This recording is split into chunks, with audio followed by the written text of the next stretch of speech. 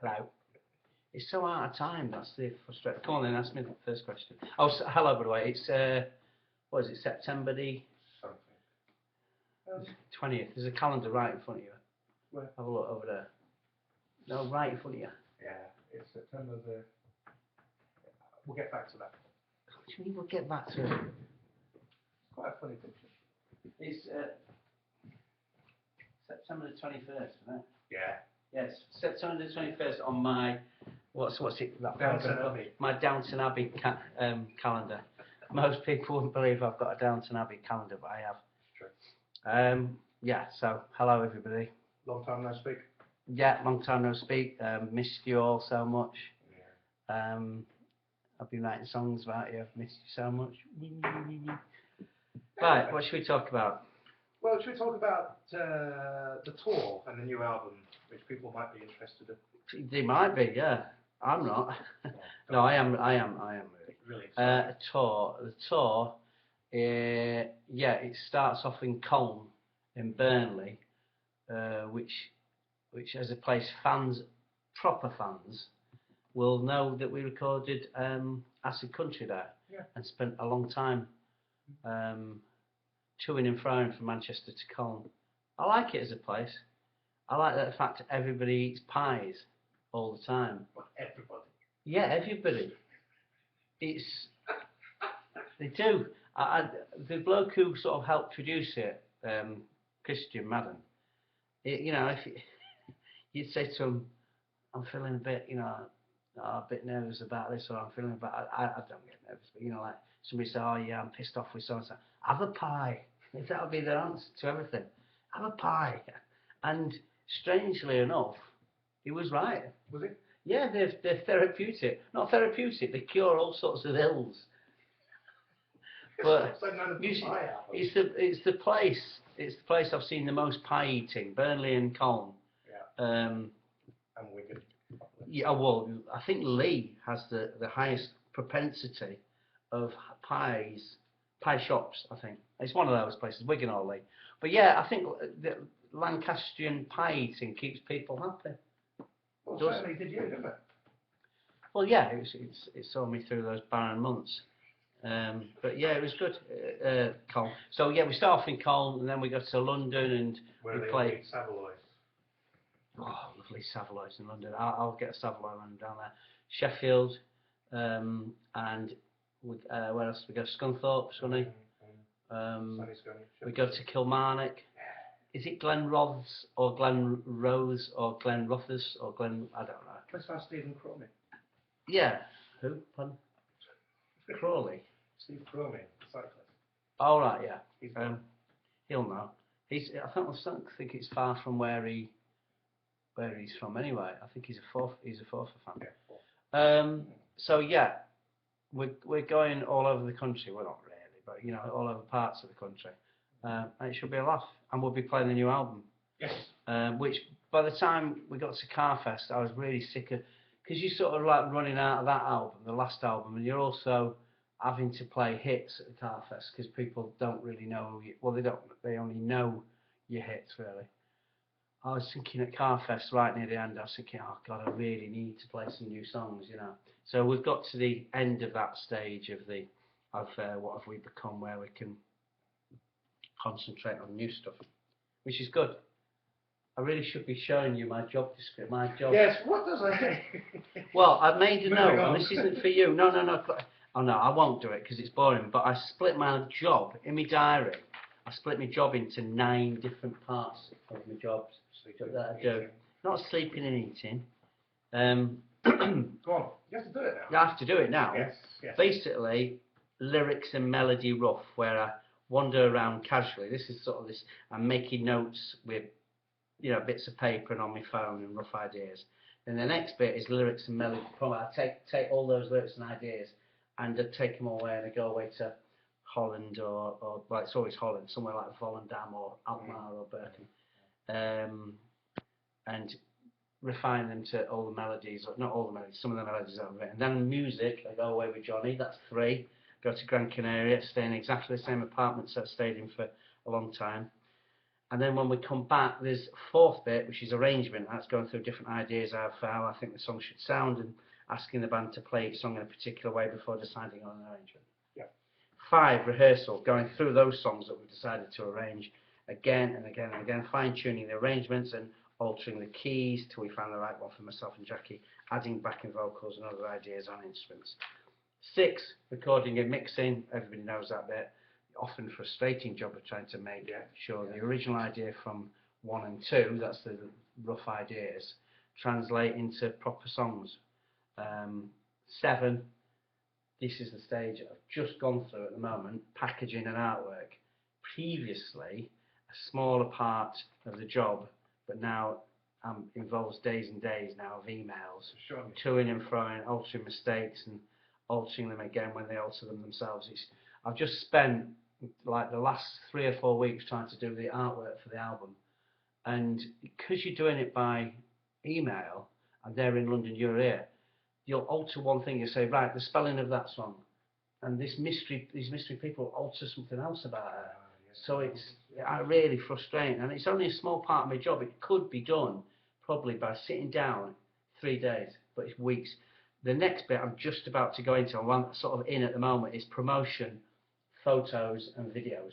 Yeah. Right. So I've just done my photo shoot. I've just done the video shoot, which was in Croydon, which was a really good laugh with a really nice video director and sort of group of people. So, and then I'm interviewed as well. I do interviews as well as photos and videos and promotion interviews. And the interesting thing I was noting in my diary is I never get interviewed about stages 1, 2, 3, 4 or 5. I never get asked, how do you write the lyrics? There's never any reference to the lyrics. Very rarely. There is in reviews sometimes, and nobody's ever really asked me.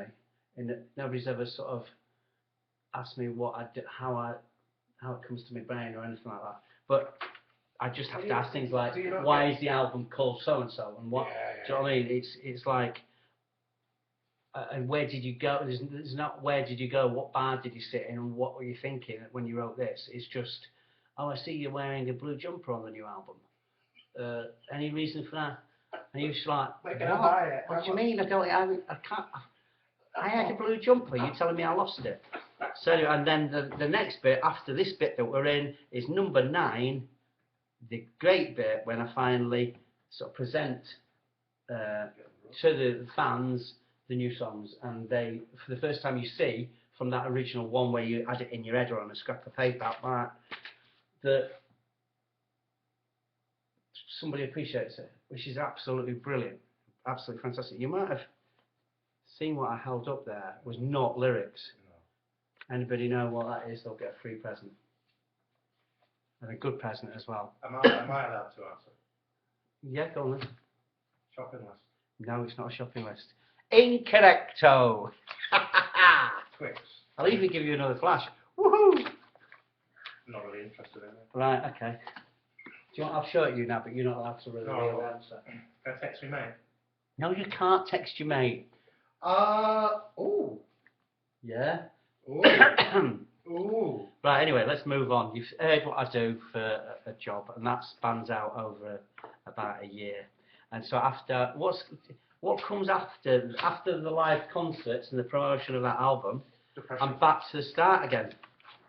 With me wandering around casually and making notes on both paper and phone of rough ideas.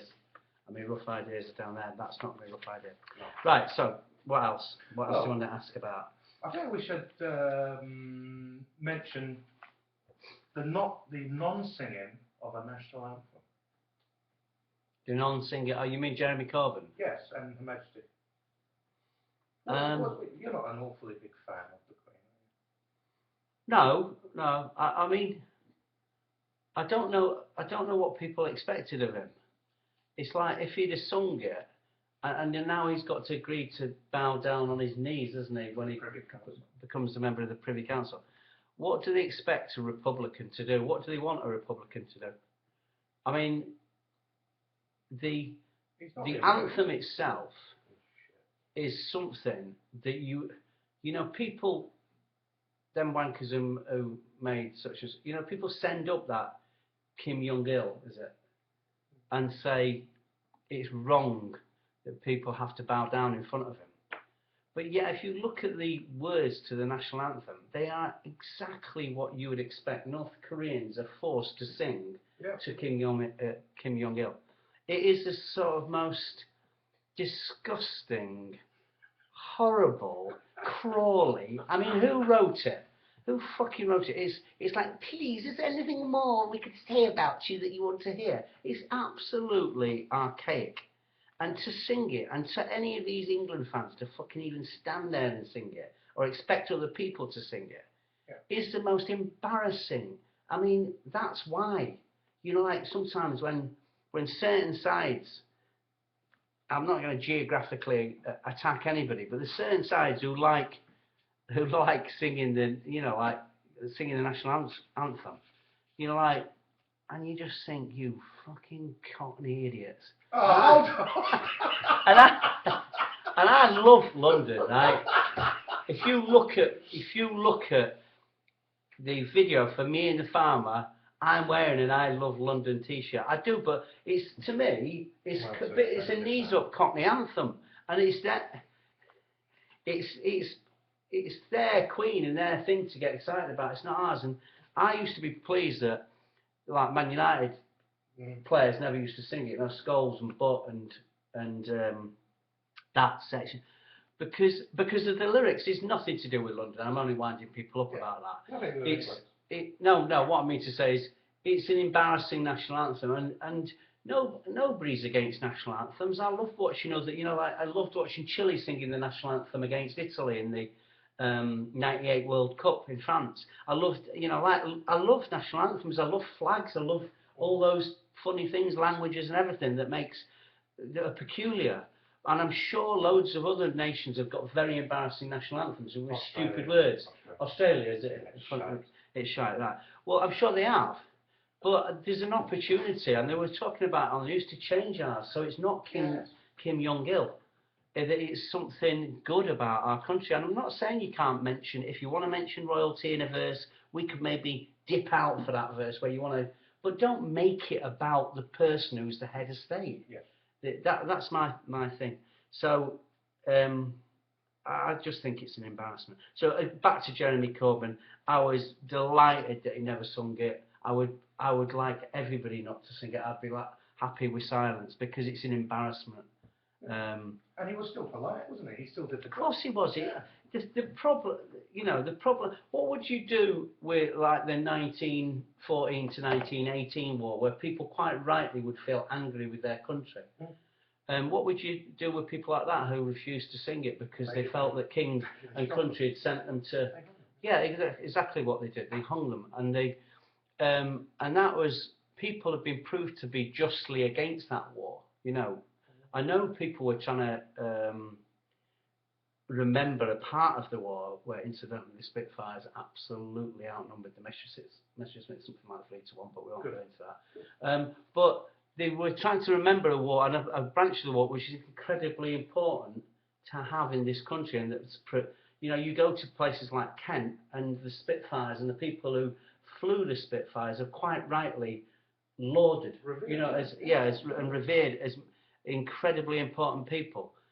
But that song has got nothing to do with those people. And in fact, a new national anthem could include those people and not be this bomb-licking nonsense that they're trying to get us to sing. So, you know, if you want respect, rewrite your national anthem, get those people who have saved this country, not lived off it, and get them properly respected in a good national anthem.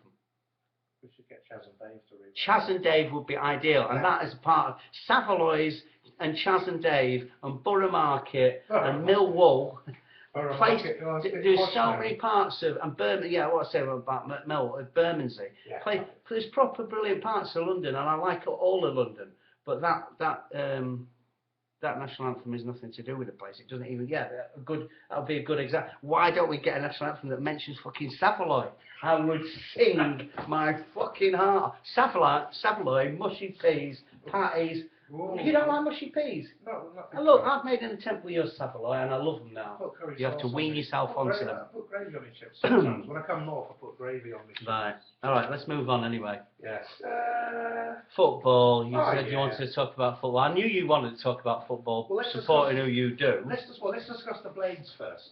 What's going on? What's going on? Is, Transition. yeah, they've, well, I don't understand why they got rid of Clough, because to me, the perfect thing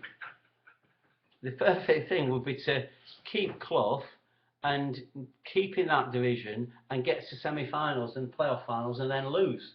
That to me is like, that's the best thing about being a Blade. Revolutionary defeatism, as Lenin described it. Is that what it is? Yeah. Well, I don't want to go to a division where everybody thinks they should be in the Premiership. You name me one, apart from Doncaster, one side in the Championship, or Doncaster back down with us now, they are, aren't they? One side apart from Rotherham in that Championship who don't think they're a big club and think they should be in the, maybe Wigan. Wigan have come down as well, haven't they? They've come. Yeah. Charlton, they've still got. They all think they're big clubs that should be in the Premiership, and it makes me sick. I'm happy where we are. So we've got Adkins. Is it Adkins or Atkins, whichever? Who's got the second greatest record of getting sides out of Division 1. He's qualified physio. Is he? Mm-hmm. So am I. Yeah. Only with squirrels though. Oh, squirrels, yeah, nice. So football's not good really. I've watched them on the telly. I've not been to see them. I watched them on the telly yesterday against Bradford, and occasionally in the Championship you watch, and Division 1, and sometimes you watch sides and you think they could have a good crack at the Premiership. I was thinking these two could have a good crack at fucking Unibond. That's it. We looked in a state, and Bradford weren't much better. Ashley Cole, Andy Cole's son. Yes. Look, is it Devante? Yeah. He looked a good player. Not just because he scored, he just looks. He's on loan there, isn't he? On loan. Is he? I think he's on loan. Stupid loans. Really? Loans, yeah, I don't like them. I like to. They should wear a tattoo at the side they're loaned from on their head. Yeah, and the Rugby World Cup, have you enjoyed that? Well, first of all, I've just finished Mi La Vuelta, the sort of Tour of Spain, which was absolutely brilliant.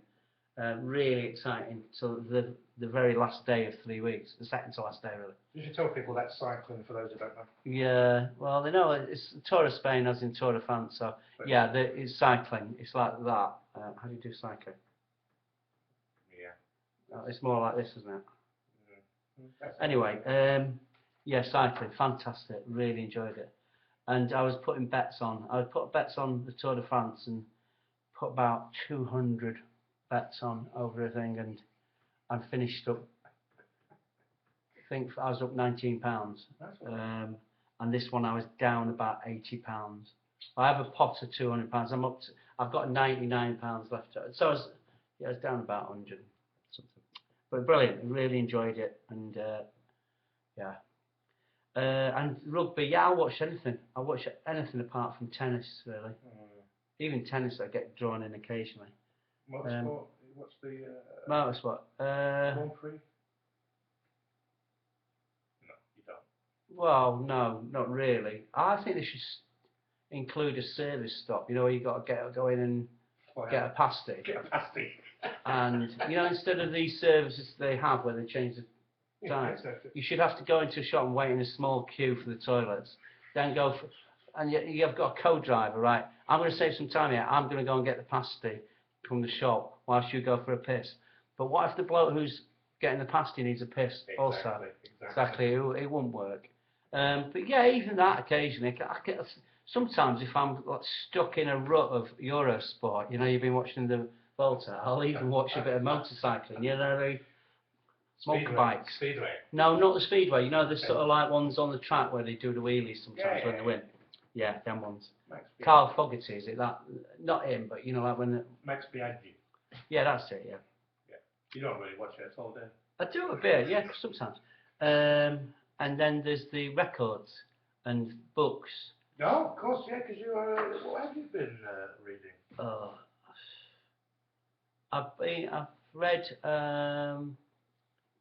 read a couple of Paul Ferris books. You know, the Glaswegian. Yes. Okay. Yeah, businessman. Sorry, Well, yes, if you to believe everything that he reads, he's just a businessman who was wronged by the police. But no, it comes across all right, isn't it? Really. Yeah, it's interesting. It's interesting to me when he says about the different parts of Glasgow and how rough they were and how the Glaswegian criminal community worked, and sometimes worked together, but you know, often against each other. But it's similar to anything. I think a lot of people got played as being grasses and weren't, and himself included. You know, there was rumours about him that was put about by the police. But yeah, quite interesting background. But unfortunately, reading that has made me lazy to proper novels. Do you ever get that? You know, because it's just scene after scene, quick chapter after quick chapter. Went into a bar, shot somebody, or did them in, or whatever, mixed up about money. And once you get to a novel, I tried reading a novel after it, and it was like, fucking hell, what's this? What's this story? Fucking hell. Don't give me a story. Because I only read. I'm a songwriter. Don't make Yeah, me. no, it's. Don't put my head. So I started reading. He's over there somewhere. Some intelligent bloke, James. Yeah, the 3 blue books in around there. Second shelf, middle shelf. Go across, middle, 3 blue books, sky blue books. James Baldwin. James Baldwin, yeah. Too much for me. Too much for me. Yeah, that looks like Chris Eubank. Yeah, with a saxophone. Yeah. Yeah, so I've read them. Not much to report reading wise. Been watching just the usual, you know, I'm Swedish. I've watched The Bridge, which I enjoyed, and I've started watching Gomorrah, which is based in Napoli. Yeah. Thingy Bob, record wise. Oh yeah. The London Souls, I quite like. It's sort of like, probably not. Give you a blast. It's sort of a bit rocky, really. These voices. Oh, it's like Simon and Gets a bit heavier. But that's later on in the song. But it's got a good drummer.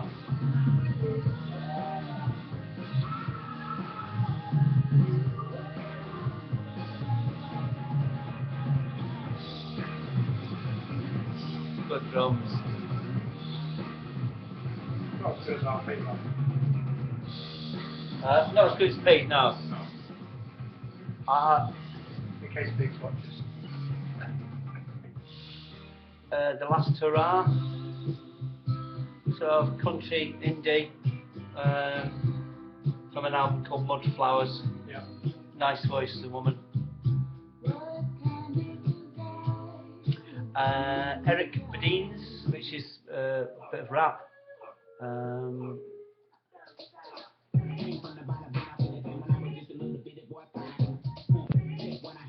STS, another rapper, he's done an album with RJD2. Rat Boy. I've been listening to Rat Boy, which is this. Rat. Yeah, Rat Boy, yeah. It's sort of like indie, sort of rap indie, but good lyricist, really good lyricist, which I don't normally listen to, but who else? Czarface. Anything left field for us? I like this band. They sing in Welsh. I don't know how to pronounce the name though, but it's Ira, Y-R, new word, E-I-R-A. But they sing in Welsh. I like them. There's a band supporting us on the tour called the Barker Band, who I've liked in the past. They're sort of more. Did you choose them? Yeah, I did choose them. So you just ring them up and say, give up your day job. Yeah, I say. Give up your day job for a week. Well, I say, hiya. No, that's it. Let's do this properly, right? Right. Dring, dring. They're watching the motor racing. Were Right? Yeah. Right. They pick the phone. Hiya, Barker Band here. No. Hiya, it's Paul Heaton. Is there anything? I'm a real big fan. And they're like, all right. Who are you? No, they say, no, they know Paul Heaton. They say, oh yeah, is it the Paul Heaton off the telly? That's what they usually say. I say, yeah, that's the one. I said, okay. And I said, is it the, have I got the right Barker Band off? Oh shit. I can't pause it, can I? I'll have to ignore it. Well, I'll probably have to ring it back. Anyway. Yeah, and the conversation goes on like that. And yeah, and they usually say, yeah, we'd like to do it, or we can only do a couple of dates. But at first they could only do a couple of dates, and then I found something out about the equation which I wasn't happy about, which I can speak off camera. Okay. So we altered that and sort of offered them a better deal, really. And yeah, they can do it, which is good.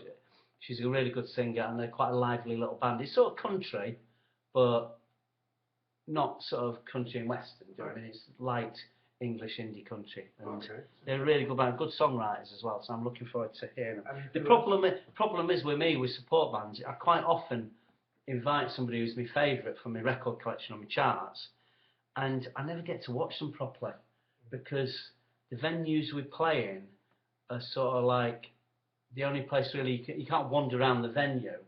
It's not like the pub tour, but you can't. So you have to watch the side stage, and you have to be careful where you watch from side stage, otherwise you stupid big. Oh, who's that in the park behind us? Is it some bloke with a massive nose and a massive chin? It's Paul Heaton, and they're like, then they start waving at you that. But so it's a bit difficult. But yeah, I'll hopefully get. There's usually a venue on one of the tours, and I usually ask, is there somewhere safe I can watch? Leeds Academy is good for that actually, because there's a little balcony you can watch the band from. Without getting sort of, without spoiling their performance. It's called corpsing, isn't it? I think so, yeah. There's a lot of things that come under the corpsing umbrella. Yes. One of them is when the drummer sings along when he's not singing. That's corpsing. The other one is giggling and make somebody else laugh. The other one is if you're in a play, for example, Banana Ridge, look it up, with Robert Morley at the Savoy. And one of the Robert Morley's dead, by the way, but I went to see Banana Ridge. So actually, I come off the coach, and somebody goes, "Are you Arsenal?" I said no, and he nutted me. So I fucking thumped him and had to chase him down the road. And then I got into the theatre.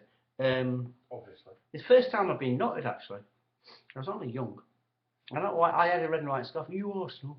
And anyway, so yeah, if in Banana Ridge, Robert Morley is speaking his lines, right? Yeah. And one of the other cast is trying to remember where they are in the play. They quite often read the lines along to themselves, and that's also corpsing. But also, if Johnny Rotten at the Croydon Greyhound, the Buzzcocks were playing. Johnny Rotten's behind the stage with a top hat, so the audience can see him, and everybody's got a mad point off. So yeah, I don't want to corpse when the Barker Band are playing. That's quite interesting. Are we done? Yeah, who else is on tour with you? Was that just That's just the Barker Band. Oh, well, we'll look them up on YouTube. Are they signed to a particular record label? No, they're not. No, I'll tell you what, you can put in the Barker. Yeah, they do a nice little thing. I'm going to put this in for you now. Barker Band. They do a nice. I'll put, if you press Barker Band and then. Yeah, they do a nice thing in the round. I think it's sort of like, maybe that's just a video actually, to be honest. Oh, there's an owl. Yeah, that's some twittering. Yeah, there it is. Yeah, they do this thing called the acoustic session. It's called Bandstand Busking Acoustic Session. All right, yeah. Have a look for that. That's quite nice. Like a cheap MTV offer. Better answer. Oh shit! I just stopped it anyway, didn't I? No, I didn't. All right, I better go. Stop recording. Yeah. Hello.